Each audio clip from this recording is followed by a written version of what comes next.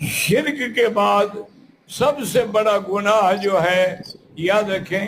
وہ ہے حضور کی گستاخی، کیونکہ جو آدمی حضور کی شان میں گستاخی کرے وہ زندیق ہے،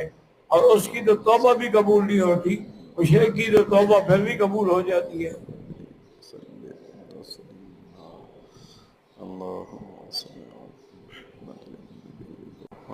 امام مہدی کا ظہور کب ہوگا وہ مجھے ملا تو نہیں، میں پوچھ لیتا۔ اللہ کے بندے جب اللہ چاہے گا اس وقت آئیں گے، لیکن آئیں گے وہ ضرور، کیونکہ حدیث میں حضور نے فرمایا ہے کہ وہ ما بین الرکنین، حجر اسود اور رکن یمانی کے درمیان میں کھڑے ہو کے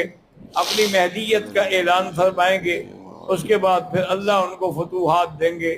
بڑے بڑے علاقے وہ فتح کریں گے، انہی کے وقت میں پھر حضرت عیسیٰ علیہ السلام اتریں گے۔